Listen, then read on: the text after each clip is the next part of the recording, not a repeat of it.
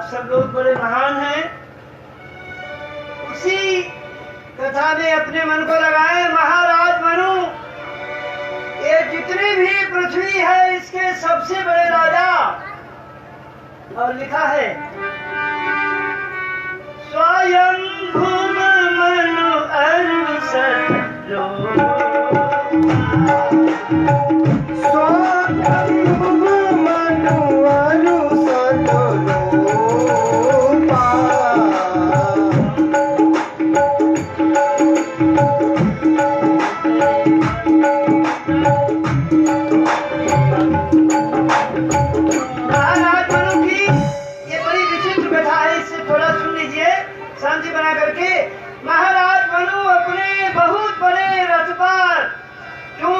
संपूर्ण भूमंडल के पृथ्वी के राजा हैं। और वे गुजरात में बिंदु सरोवर पर, जहां वो बालक 10,000 वर्ष की तपस्या करके सिद्ध होकर और विराजमान है, लेकिन उनके पास कोई झोपड़ी नहीं है।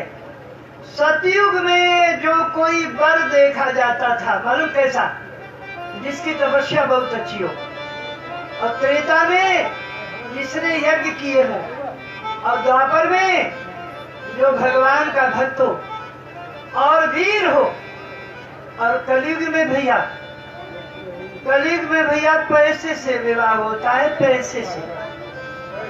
छोरा चाहे कारो हो गए या गोरो हो गए या लंगो हो या छोटो ही हो, छोरा से कोई मतलब ना है, बाकी परिवार से कोई लेनो देनो ना है। केवल पैसा, पैसा जिसके पास में है वही चोरी को ब्याह देते हैं। ये कलयुग की कहानी है। महाराज मनु ने पृथ्वी पर कुशासन बिछाए हुए बैठे हुए उस बालक के साथ में विवाह कर दिया। ब्राह्मणों, अरे चली गई अम्मा, बत्ती आ गई।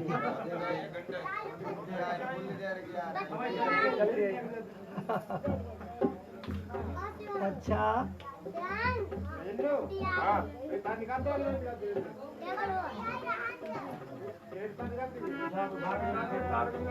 अच्छा झगड़ा हो जाए तब तक झगड़ा।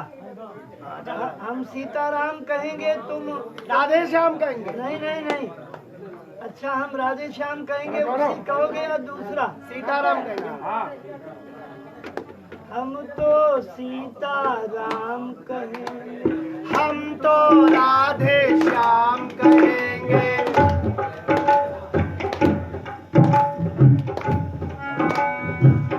ये तो बहुत गलत बात है। हम जो कह रहे हैं वो कहते ही नहीं, बताइए। हम तो सीताराम कहेंगे, श्याम कहेंगे। क्यों लड़वाते हो? ये पीछे जो देवता बैठे हैं, हम तो सीताराम कहेंगे, राधे श्याम कहेंगे, राधे श्याम कहेंगे। ये बिना बिना दांतों वाले सीताराम कह रहे हैं, सीताराम। हम तो राधे श्याम कहेंगे, हम तो सीताराम कहेंगे, हम तो राधे श्याम कहेंगे, हम तो सीताराम कहेंगे, हम तो सीताराम कहेंगे। अब मेरे पास में बहुत अच्छा बना दिया आपने, बहुत अच्छा। तो देखिए, ध्यान दीजिए, कितनी सुंदर विचित्र कथा है। महाराज मनु, आप ये सोचिए, इस भारत में ऐसे ऐसे राजा हुए। पुराने जमाने में सतयुग में कन्या का विवाह जब कर दिया जाता था तो वो कन्या कभी भी अपने पीहर में नहीं आती थी, अपनी मैया के पास में कभी भी नहीं आती थी। इसलिए शत्रुपा जी बार बार अपनी पुत्री को निहार रही हैं। तार नहीं जोड़ोगे तो ये दूरन की डोरी लगेगी। हाँ फ्यूज हो गया, कोई बात नहीं, होली बाजी से जोड़ देना, जब होली हो जाए होली के बाद जोड़ लेना, तब तक ऐसे ही रहोगे। हाँ क्या सुंदर।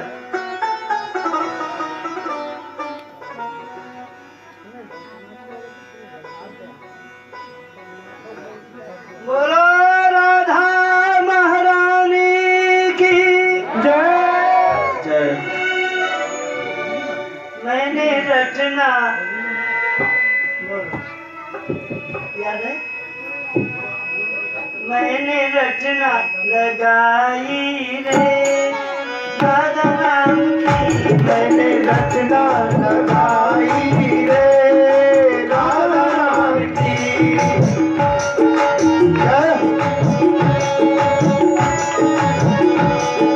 रचना लगाई रे राधा नाम की, मैंने रचना लगाई रे राधा नाम की, मैंने रचना लगाई रे राधा नाम की।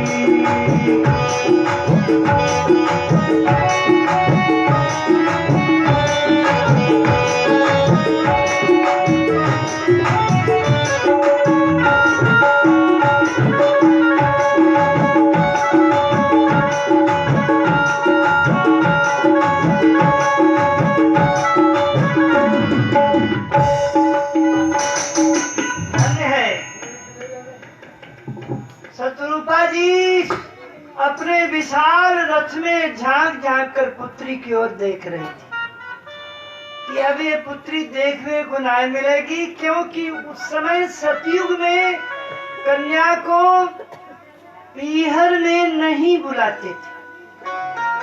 ये जो परंपरा है ये सीता महारानी ने आरंभ की।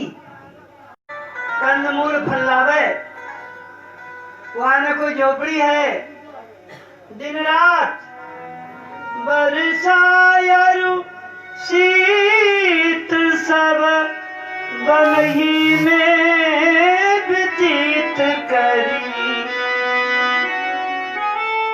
पुनितन आपना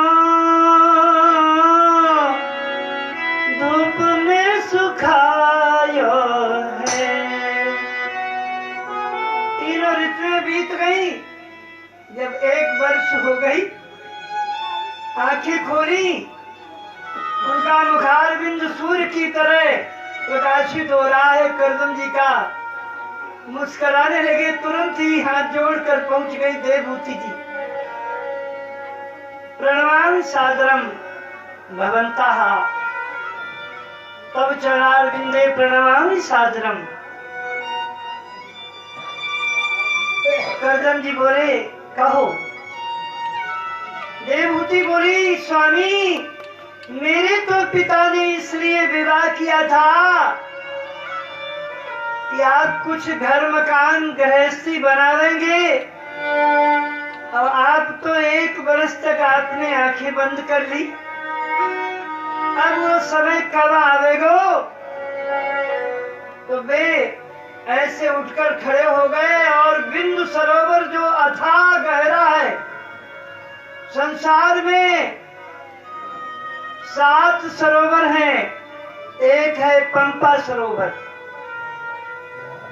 हमारे बरसाने में है राधा सरोवर, और कुरुक्षेत्र में है ब्रह्म सरोवर, और हिमालय में है मान सरोवर, आप जानते हैं, और गुजरात में है बिंदु सरोवर।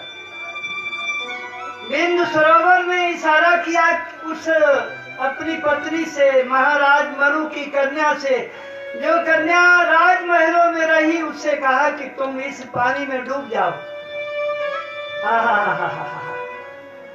धन्य है पतिव्रत का पालन करने वाली वो महान देवी। पति के कहने पर प्रणाम करके वो बिंदु सरोवर में डूब गई।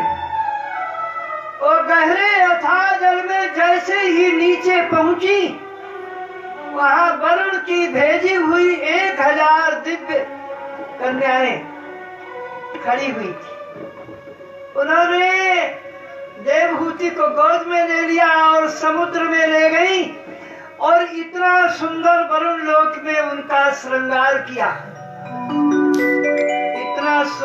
इतना श्रृंगार आप अपनी कन्या का किसी भी ब्यूटी पार्लर में नहीं करवा सकते। इतना सुंदर वहां श्रृंगार हुआ और वरुण की आज्ञा हुई कन्याओं से कि तुम सब उन्हीं की सेवा में जाओ। और वे कन्याएं सभी उस देवहूति को गोद में लेकर मुनिवर के पास में आ गई और मुनिवर मुस्कुराने लगे, इतनी सुंदर ये देवहूति है, धन्य है। उन्होंने सामने की ओर देखा तो उनकी दृष्टि पड़ते ही एक दिव्य विमान पैदा हुआ। हमारे देश में अंग्रेज कहते हैं, ब्रिटेन में, लंदन में अंग्रेज कहते हैं कि विमान हमने बनाया, हवाई जहाज हमने बनाया, लेकिन ये झूठ है। रावण के पुष्पक विमान से भी पहले विमान बना हुआ था कामगम, जो महर्षि कर्दम ने बनाया।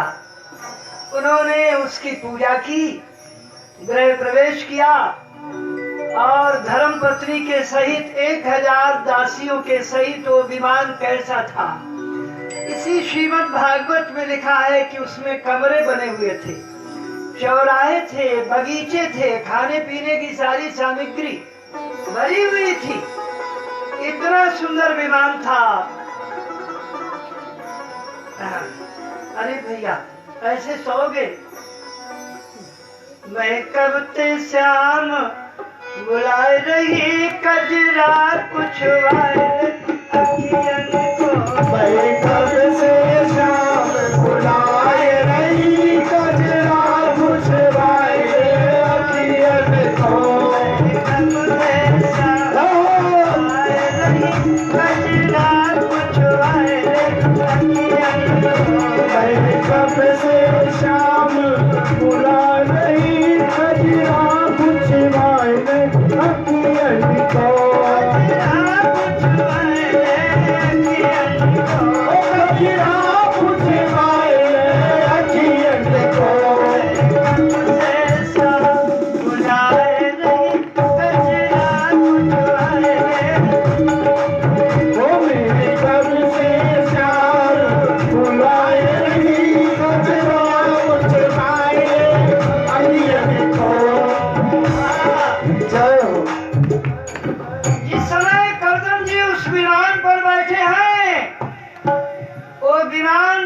से ऊपर को उड़ने लगा विशाल।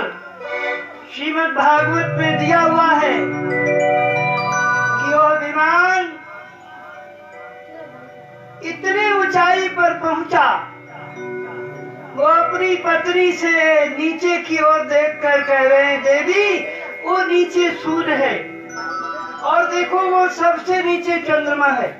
देवी कहूँ कहूँ सूर्य की किरण को प्रकाश हो, कहूँ कहूँ सूर्य की किरण को प्रकाश हो,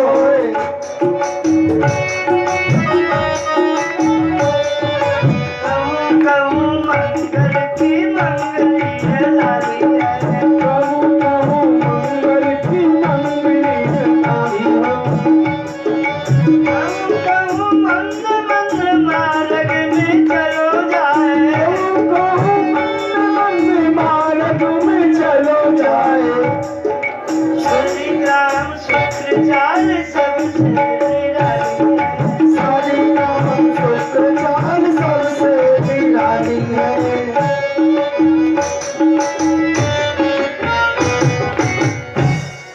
आप लोग अंदाजा लगा लें कि पहले हमारे देश में विज्ञान कितना ऊंचा था।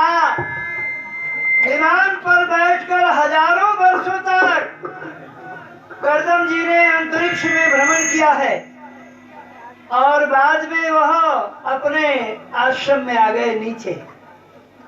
उस समय देवहूति गर्भवती हो गई। उसने 10 संतानों को पैदा किया, 9 कन्याएं, और 10वां पुत्र है कपिल।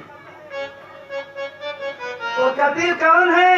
आप लोग जब मकर संक्रांति को गंगा सागर में जाते हैं तो गंगा सागर में क्या बोलते हैं? ताली बजाकर बोलो, सब तीर्थ है बार बार, गंगा सागर एक बार, सब तीर्थ है बार, गंगा सागर एक बार।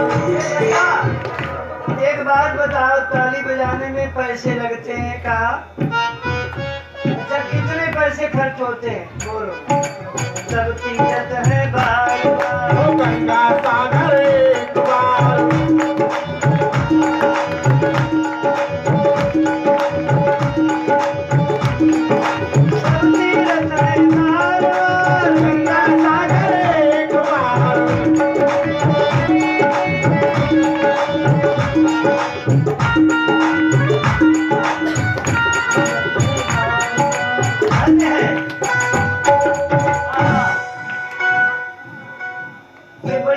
कथा है, थोड़ी सी और सुन लो, फिर विश्राम करेंगे। आपका बैठे बैठे थक जाते हो, दिन भर खेत में काम करते हो। कल से ठीक समय, हाँ, कल से सब ठीक समय होगा। अपनी अपनी सूट सब ठीक कर लो।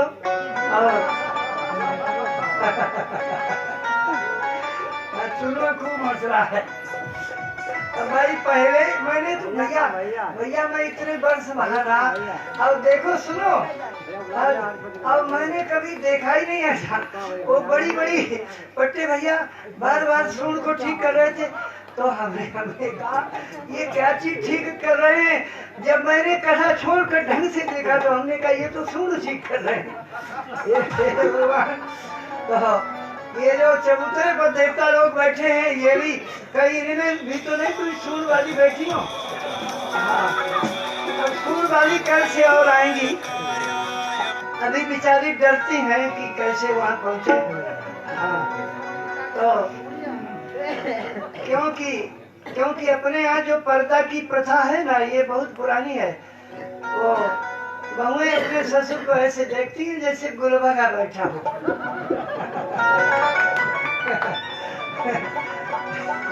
अब जेठ को ऐसे देखती हैं जैसे रगड़ बग्गा बैठा हो। तो इसलिए भैया, इसलिए मैं कहती है, हमने कहा अब मेरी तो यहाँ ननिहाल है, कोई मेरी नानी है, पूरा गांव मेरी तो नंसार है यहाँ, तो कोई मेरी नानी है, कोई मेरी मौसी है, कोई मेरी मामी है, कोई मेरे मामा है। तो मैं कहता हूँ, मामियों से कहता हूँ कि तुम क्यों नहीं आती हो? कहती हम तो आने के लिए तैयार है, लेकिन वो बैठे हैं दरवाजे पर गुलबगा।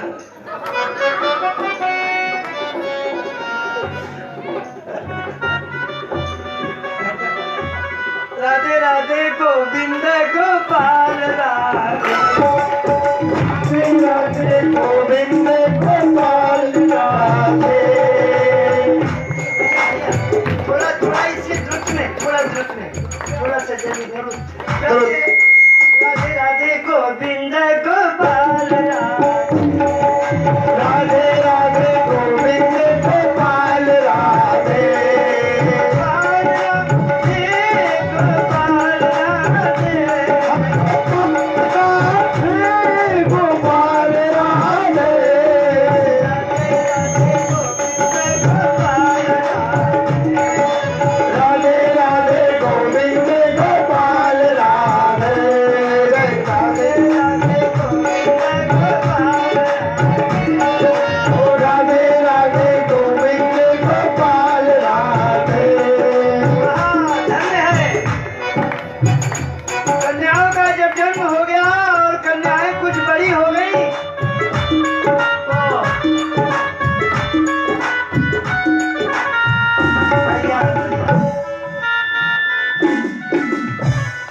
बतलाते हुए चलूं।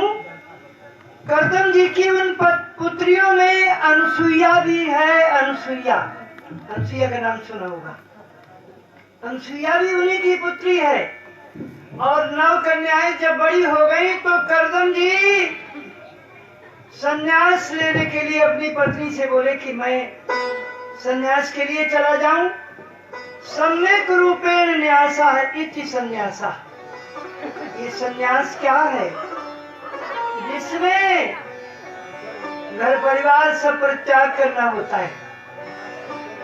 और पहले के सन्यासी कभी वापस नहीं आते थे। एक बार जाने के बाद फिर कभी भी अपनी जन्मभूमि पर। अब तो भैया सन्यास लेकर बार बार अपने घर में आते हैं, घर में ही बैठे रहते हैं। हाँ, कहते हैं कम्बल और पैसा सब ले आते हैं अपने बच्चों और बहुओं को।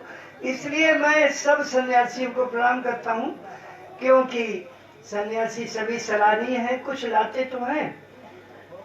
हाँ, अच्छा, ये भी लाते हैं, ये भी अच्छी बात है। ये बहुत अच्छी बात। कितने आज श्रोता खुश है, कितने खुश है। वाह, बहुत सुंदर, वाह क्या सुंदर।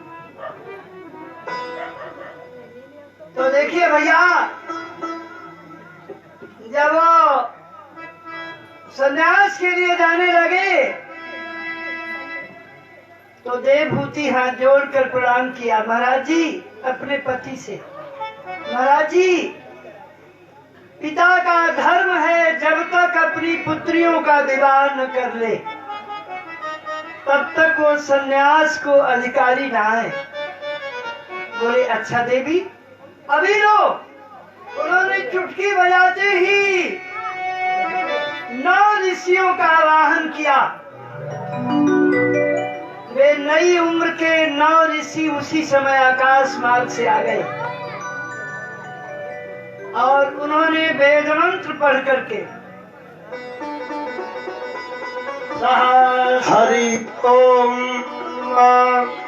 सहस्र शीर्षा पुरुषा सहस्राक्ष सहस्रपाद भूमि सर्वप्रत्वात्यातिष्ठद्दशंगुलम्।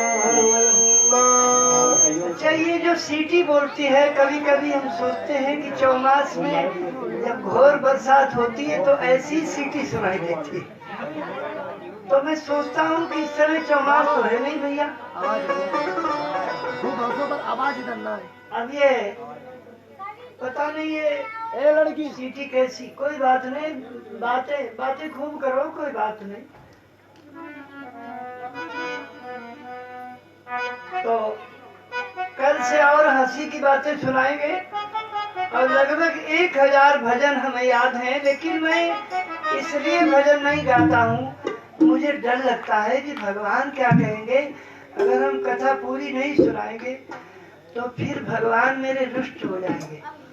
इसलिए मैं कथा को भी सुनाता हूँ और बीच बीच में हमारे ये भैया लोग जो आए हैं ये बड़े महान हैं।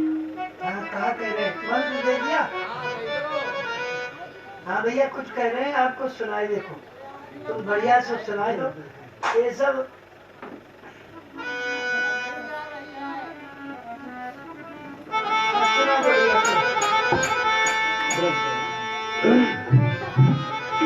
बोले बाके बिहारी लाल की जयकारा दोबारा लगाइए जोर से। बोल नंद के लाला लाला रानी की, बरसाने वाली की। ताली बजाइए।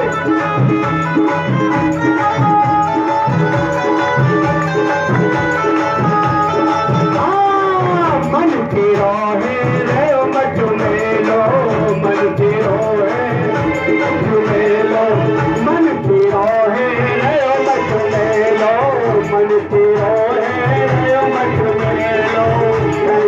हो गई शीश को, हो गई रज को शीश नवाएगी जो जब वृंदावन आवे, रज को शीश नवाएगी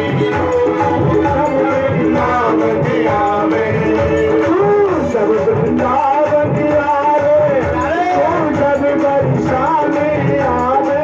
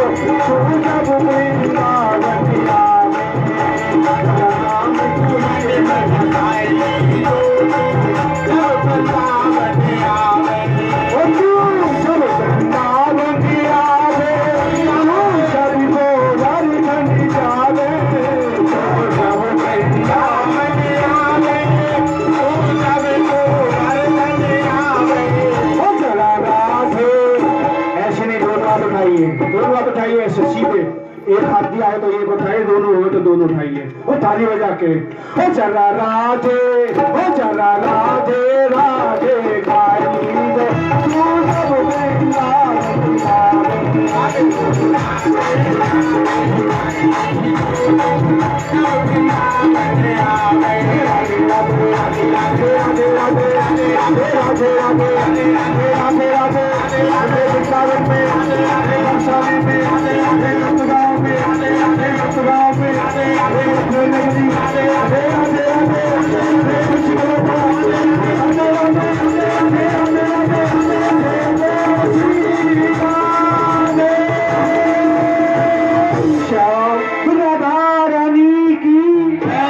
जोर से लगाइए, राधा रानी की।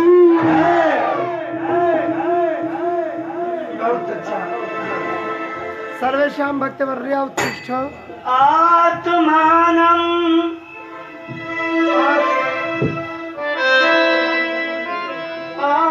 आत्मानं सर्वभूतेषु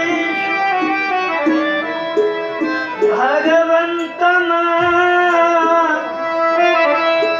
अवस्थितम् अपश्यत् सर्वभूतानि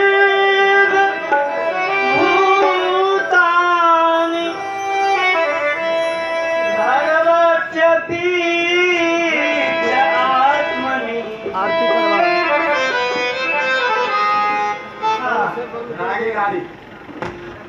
फिर आएगी भैया आरती करवाओ महाराज जी, देखो फिर तो उड़ जाएगी ये तार। कल से रोज